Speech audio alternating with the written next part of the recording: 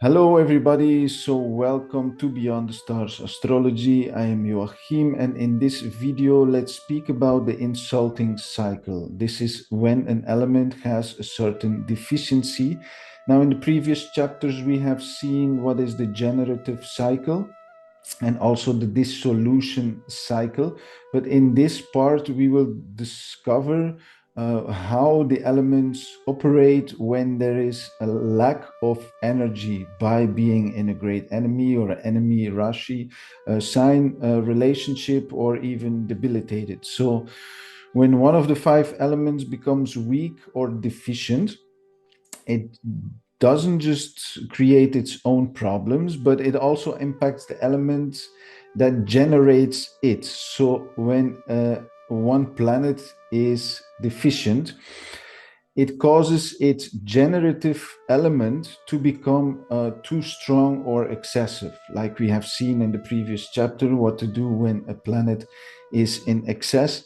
So this over strengthening of the generating element leads to an unhealthy relationship where the excessive element ends up harming the deficient one. So this harmful interaction is called the insulting cycle. So for example, Jupiter ether generates air, Saturn generates Mars fire, Mars generates Venus water, and Venus generates Mercury. Now, when there is one lack, for example, Mars is in a great enemy or debilitated, its generative element, Saturn, will be in excess, leading to overly structuring, overly disciplined, very cold hearted, maybe. So these things have to be kept in check. So, Saturn, if Mars is weak, Saturn in the chart will be in excess when it comes to medical astrology. So then next, deficient ether Jupiter. Let's cover all of these elements. What's happened when Jupiter is in a great enemy or debilitated or in an enemy Rashi? So when ether is deficient, that means you will be lacking a sense of purpose in your life or higher meaning or acceptance even. So you might not be able to find faith in bigger ideals or the spiritual side of life, and this results in a loss of connection to broader visionary thinking. And then what happens is that the generative element, Mercury, which is Earth, becomes in excess, leading to an overemphasis on material security and accomplishments of day-to-day tasks in your administration. So you might become too focused on practical material achievements such as wealth or career success, ignoring higher ideals, which is then related to Jupiter. So the insulting cycle then, in this situation, Earth develops an insulting attitude toward ether's idealism. So this means you become too dismissive of spiritual growth or philosophical pursuits and view them as unrealistic or unimportant. Become strong materialist also. You will place too much value on your concrete results and lose your ability to appreciate larger goals, spiritual goals, abstract philosophies, and ideals. So keep that in check if your Jupiter is in one of these relationships, enemy or debilitated. So what happens is when Saturn is in the great enemy or debilitated in your chart, that means air will be deficient in the body. It leads to a lack of detachment and a rise in fear or insecurities a lot. So Saturn's qualities of patience and discipline and control are weakened, leaving you feeling unsettled and fearful of even taking the smallest risks at times. So when Saturn is afflicted in your birth chart, and if you want to see the dignities, you can go to chapter 1, dignity of this course. to see how these relationships and these avastas, Lagitadya, or deep Tadya avastas are formed. So when air is weak, Jupiter, which is ether, will become excessive, and this makes the person overly reliant on fate. So this will be the opposite, beliefs or hope without taking necessary action. You may become caught up in big ideas and thinking and preaching ideals, but you fail to take real practical steps towards actually achieving them.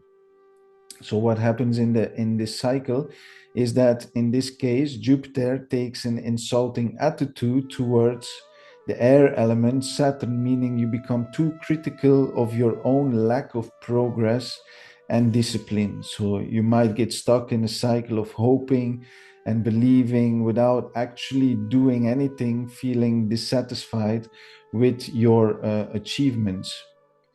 Then for Mars, what happens when Mars is in the difficult condition? Then Saturn will be in excess. So you, when Mars is deficient, you lack drive, energy, motivation in general. You don't feel the hunger so much or the ambition to push yourself towards any goals or work hard in your pursuits. So as a result, you lose your passions and determination to make progress in life. Now, with this weakened Mars, Saturn will become excessive, and this leads to feeling very indifferent, lazy, disengaged from life, not feeling interested, lacking the energy to take action, and become overly passive or slow moving. So, the insulting cycle is that air or Saturn takes on an insulting attitude towards the fire element Mars, and this means Saturn's excessive influence leads you to be dismissive of activities that require passion, energy, inspiration. You may look down on physical or creative pursuits and see them as unnecessary or as even a waste of time. Now, keep in mind, if there are other benefic factors, this could lead to a very strong detachment and also spiritual figures. But you have to look at the whole chart as a whole. But this is the general idea here. Now, deficient water Venus, when Venus is in the bad relationship in your birth chart, Mars will be in excess. And when water Venus is deficient, you will feel unfulfilled, undernourished, or emotionally unsatisfied. So, Venus is representing love, comfort, and nourishment. And so, when water is weak in your chart, you may struggle to find comfort or even satisfaction in life.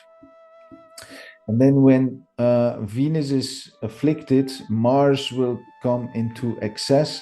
And when water is weak and Mars becomes excessive, this creates a strong desire for action and willpower, but it can be overly aggressive. You may become too driven and forceful, trying to compensate for your lack of emotional fulfillment through intense activity or achievement. These people can become overachievers, and then eventually the insulting cycle is that Mars becomes insulting towards Venus, and in this case, you will develop a harsh, non accepting attitude towards even rest or taking breaks, comfort, or activities that are emotionally nourishing. You feel like relaxing or taking time for pleasure is a waste of time, and that you must always be doing something active and productive. And then eventually you can become also very critical of others.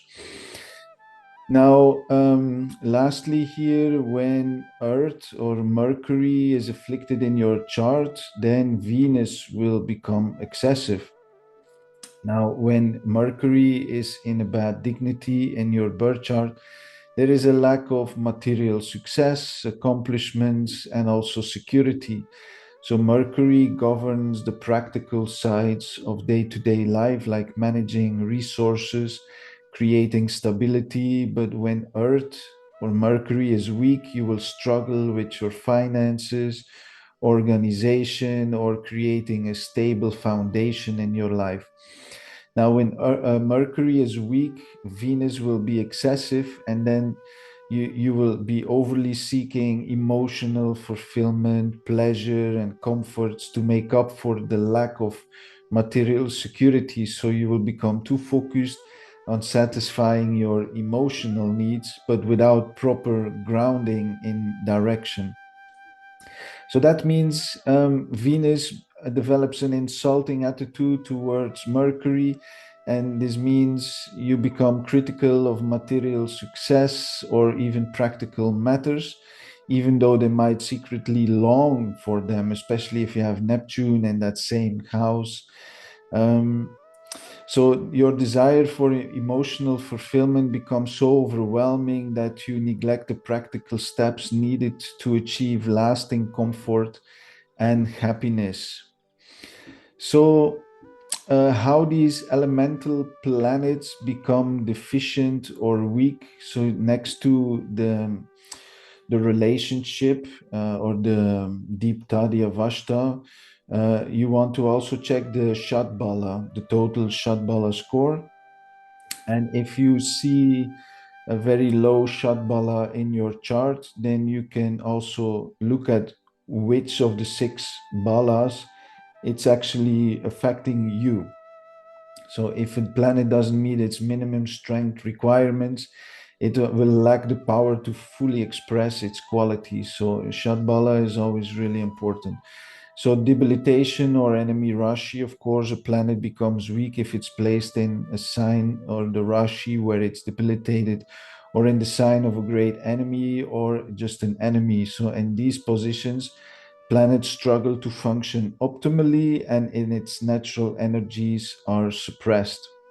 And then lastly, you also want to check if there is any conjunction with the moon, because especially the dark moon, and if a planet is conjunct with the moon, it also in medical astrology can become weakened, especially if the moon is then also in a bad dignity, or if it's in the dark moon phase, or also the TT. You have to check these things. So the moon can cause emotional fluctuations, which may interfere with the planet's ability to function properly.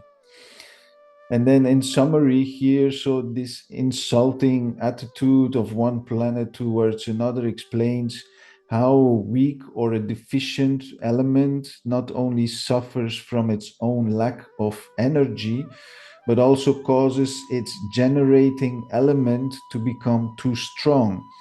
So this excessiveness eventually harms the deficient element, creating an imbalanced and unhealthy relationship.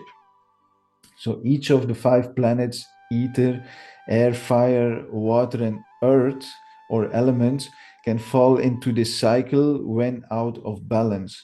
So similarly, the grahas like Jupiter, Saturn, Mars, Venus, and Mercury can become weakened due to different astrological conditions, leading to disharmony in your life, especially on the medical side.